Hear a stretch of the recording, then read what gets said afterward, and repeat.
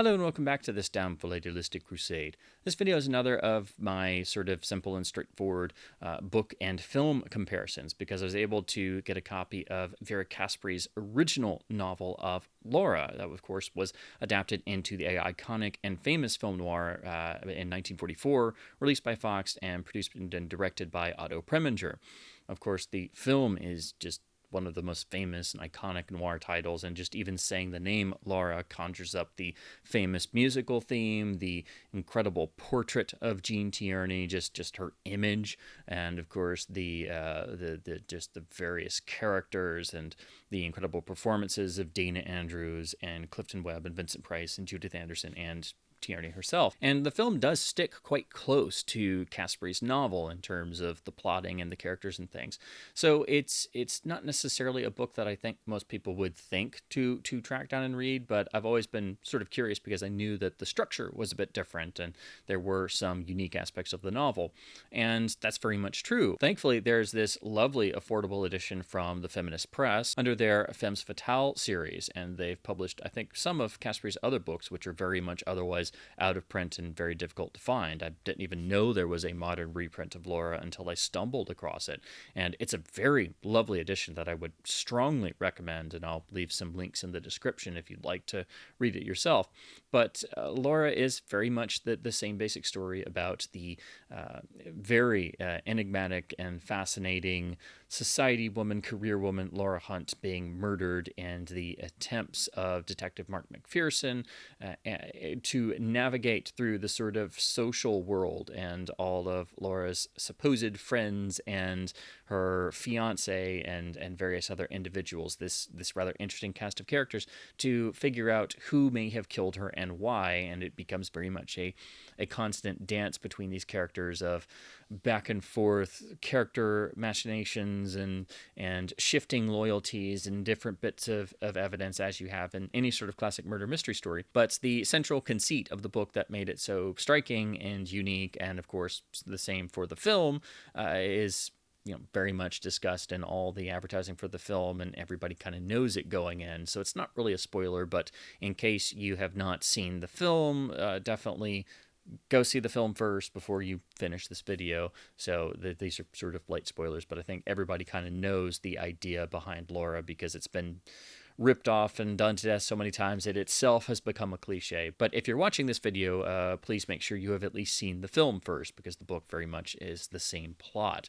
Of course, the central conceit I'm talking about is our detective essentially becomes enraptured by the idea of the dead woman and is sort of another of these people now who is sort of haunted by this spirit of, except for him, it's a person he never even knew.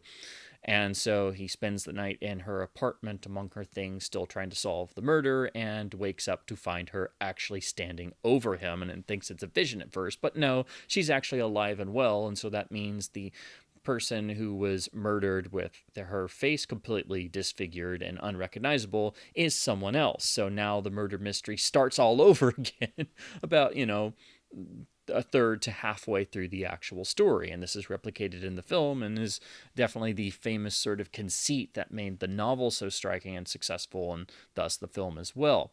So it then basically takes everything the audience has built up to this point, or here the reader, and turns that on its head and puts a new angle on everything. So you basically have to start from scratch. And just like the film, Laura herself is a little bit unreadable in ways, and you have to even consider her as a possible murder suspect. And we then have to learn who the actual victim was and why she would have been murdered in the first place. So it basically starts the mystery over again in a fascinating way. Also, what the book does that the film does not replicate, the book is actually broken up into sections, and each section is actually narrated by a different character. So the whole opening is narrated by the fantastically witty Waldo Lydecker, the Clifton Webb character in the film, who does get a little bit of voiceover narration in one of the film's best moments, his memory of first meeting Laura and the montage of their past history together. So that's the moment in the film that replicates the experience of the book, and frankly, I wish there was more of that in the film. So I think the book's greatest strength is getting more of the character texture. You spend more time with the characters. It's the plot is more leisurely doled out in terms of the pacing is more leisurely, and you feel the passage of time more, and there are extra little events and extra bits of dialogue, and it flows a bit more naturally as opposed to the film having a more definite pace and greater narrative focus. However, I do think the film was right to do that, and I do like the plot being driven along with more focus in the film versus the book, which is a bit more leisurely. But it's at the cost of the actual character texture for everybody. We learn so much more about all the various characters, about Shelby Carpenter, about Laura herself, about Waldo Lydecker, about Detective McPherson. So everything is more nuanced in the book, which is, of course, typical of any book versus film. And a film has to drop elements because it's a different format, and you also have to think about runtime. But also, there were certain bits that were definitely tweaked or removed because the film had to be made under the production code. So it's alluded to in the film that Laura has had various men she's been interested in, but Waldo basically inserted himself and convinced her that her affections were not warranted. Well, in the book, it's made very obvious that she is still very much her own person and has actually had actual consummated romantic relationships over the years, much to Waldo's consternation. So there are little things like that that start to add up. So over the course of the book, there's enough of those elements that you wish some of that was in the film more, because it does kind of help to flesh out some of these characters in terms of getting a little bit more to them, because we're always kept in the dark. We never know 100% of who these people are, because this is still a murder mystery and loyalties are constantly shifting. And again, when the whole story is upended, when Laura suddenly shows up alive, we got to start all over and then look at everything that's been done and said and indicated in the first act or so. And that has to feed into, okay, well, how does this feed into who the actual murderer is of another person? So you have to then think back to everything we've gone through in both film and book in the opening section when everyone thought it was Laura herself who was dead. There's also another change that is quite interesting, because the actual murder weapon at the end, when it's actually revealed what the weapon itself is, it was changed for the film, and the author herself was not pleased at this change. And honestly, I can see why. It ties into the actual the character of the murderer much more, and it's also much more realistic. As in the film, it's just a gun, and it's kind of curious why this person would have a gun on them at this time, and what is done with the murder weapon after the murder is committed. When you stop and think about it, it doesn't make a lot of sense. And also, it doesn't really signify the character either. Whereas it makes perfect sense in the novel, and it signifies the character, and it fits in, and it's that last sort of little puzzle piece that drops in, and you're like, oh, you get a degree of this in the film when it's discovered how it was done, but the actual weapon itself was changed, and I think it was an unnecessary change. And I think Caspary was right to be kind of miffed about that and not like that, because, again, when you stop and think about it, it's sort of an odd change that I'm not really a fan of.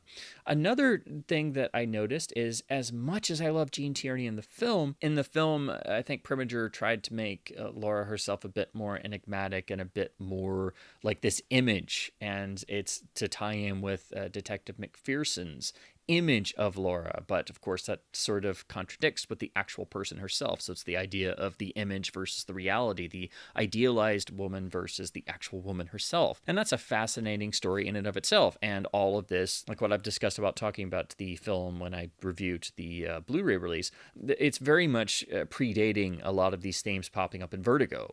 So if you love Vertigo and the ideas of obsession with the imagined or past reality and trying to figure out how that works in the real world, with the real person being different from the sort of perceived mental dream image of a person that doesn't quite exist, the idealized version of a person. So it's fascinating to look at the parallels between Laura and Vertigo, with Laura coming much, much earlier. But in the novel, that's a bit more explicit, and Laura herself displays a bit more emotion and gumption and in some areas she's a little spunkier and feistier, and I love that. So I wish there was a bit more of that in the film. And it's interesting because the whole time you're still having to question, because Laura herself could potentially be the murderer. But there's one bit where McPherson gets at a particular point where they had this party, and there was a rival for the affections of her fiance Shelby Carpenter, and Laura had sort of finally caught on to what's going on. And in the book, she describes what happened, what she did to this person at this party, and it builds to a point where you think that she's going to say that she hit her, or she struck her, or something, and it just surprised even her. Well, you get that setup, but she just says, I conked her with an hors d'oeuvre tray." It was such an explosion of violence I didn't expect from myself, but it's just such a wonderfully human little moment that you can actually picture that actually playing out, and the inherent ridiculousness of somebody getting so upset that she's carrying around this hors d'oeuvre tray, being the hostess of a party, and she just whacks somebody over the head with it in front of everyone, and the room goes quiet, and then she gets all embarrassed and runs out of the room. That scene is sort of depicted in the film, but not like that, and not with that sort of exclamation. So I think that's a great example of how the novel Laura is very much her own person, and trying to assert that in areas, and in some ways is a bit more endearing and vividly human in areas that it's there in the film, but the film is trying to, again, promote more of the idealized woman figure and tie into how McPherson sees Laura at first, before she suddenly shows up alive and is actually, not the perfect dream image and very much a real person. It's just that the film very much doesn't play up on that particular element that I found so fascinating in the book. It's there, it's just not as expanded upon. So again, I think the novel is important to read. I think it's a good way to examine the actual adaptation process, and also show what the film does improve on in areas. It does move around some scenes. We have an entire scene in the film that takes place in a different area that doesn't necessarily happen in the book, but we get those same bits of dialogue and that same information at a later point in the book. But the film doing that and moving it to this country house between these two characters, it focuses that scene, and it also helps to focus the narrative. So again, I think the film's greatest strength in terms of the adaptation was really streamlining and focusing the narrative more, so it's easier for the audience to hook into and follow and be on the trail of the various murder suspects. It manages to basically replicate everything in the novel except the shifting of the actual narrators, because the opening of the book is narrated by Waldo Lydecker. We have it then switch to Mark McPherson himself. Laura herself eventually comes in and actually narrates essentially her own story, and then another section is actually done via actual police reports in terms of the actual sort of paperwork of a police report, which is a fascinating a sort of different approach to a section as well. So we get the story being told by different characters, and there's a little bit of that in the film towards the opening when Waldo is recounting his past experience, and again the incredible usage of voiceover. So that's when the film is most closely aligned with the book structure, but it then sort of deviates and then basically is following Detective McPherson most of the time. We don't have Laura herself coming in and actually narrating a whole chunk of the story. We have her and other characters being sort of grilled by McPherson and giving the audience thus parts of the story. And that's the closest I think you get to the other characters sort of narrating pieces. But again, it's not entire sections suddenly shifting in terms of it's now a different character basically narrating a whole reel of the film. No, the film doesn't do that, because that would have been a lot harder to do and probably a bit confusing in terms of shifting back and forth in the actual narrator and the focus and the differing viewpoints. So the novel is striking for that element in addition to the main sort of plot conceit. And those elements are what make it so unique and what made it a success. And it is a very well-written novel. Caspary is a really good writer of human interaction interactions and character, and you get so much texture and additional background about the characters that it only feeds into your appreciation of the film. So I think reading the novel only makes you enjoy the film more because you are able to carry this material into the film. And if you love the film, it will make you enjoy reading the novel more because you're able to get all these extra details that you can glimpse or feel in the film, but they're just not as fully developed because it's a film versus a novel. So I think both the book and the film has really wonderful positives, and I think they complement each other very well. This is a great example of a film adapting a really good book and just making slight alterations and tweaks for the different media forms. It does deviate in certain areas, such as the murder weapon or different things that Otto Preminger didn't agree with Vera Caspary on, but I think that also helps make the film sort of stand on its own a bit more, but it makes for a fascinating, I think, very worthwhile comparison. The actual printing from the Feminist Press is really affordable, very well done, has this wonderfully designed cover, and a sort of matching style with some of their other printings. So again, they've also done some of Caspary's other books, which I would love to read, and the blurbs on the back are really fantastic because you've got both Otto Penzler and even Roger Ebert giving a plug for this reprinting. And again, Caspary's books are very much out of print otherwise, other than these Feminist Press reprints. But again, really nicely done paperback. Also smaller, so it's very nice and portable, but has a nice feel to it. But what's great about this is we have nice, easy to read text, but also at the end of the book, we get a very lengthy, practically 20 pages or so almost, on Caspary herself, her life, her career, and she seems like a fascinating individual. And it also really helps to focus on the themes of Laura and what elements were drawn from Caspary's life herself. So this is one of the better sort of author profiles at the end of a modern printing I've seen in a long time. And it's quite lengthy. Again, it's about 20 pages long, so it's very much worth your time. And this is a really well done reprint that's also extremely affordable. So I highly recommend it for any fan of Laura and any noir fan or hard-boiled fiction fan or mystery fiction fan, because it's a great mystery to begin with, and it's a well-written book with a unique approach to the structure that makes it a really great, fascinating read. So those are my general thoughts on the book Laura by Vera Caspary versus the iconic, famous 1944 film produced and directed by Otto Preminger. They very much work along the similar path. They have the same basic plot and the same iconic plot twist about halfway through the story, but they diverge on certain areas, and also the film is also having to work under the production code. So it makes a fascinating study, and I think a very worthwhile one, because the film is a classic, the book is a classic, and it will very much underline the incredibly difficult job of screenwriters who are always having to adapt works. It's not an easy thing to do, and you also have to not lose the spirit and magic and importance and unique qualities of the original material, which they did a brilliant job, I think, in the film version. So this is just another of the classic noir titles that also has a classic book it's based on that I think is just as important and has some fascinating, unique aspects that will only enrich your appreciation and viewing of the classic noir film. And also, this actually has a wonderful, really well done reprint from the Feminist Press that's also very affordable. So I also wanted to recommend it because it's not often that classic noir films actually have a great affordable modern reprint, because frankly they're usually long out of print and obscure novels unless they're the big famous titles like the works of Dashiell Hammett or Raymond Chandler, for example.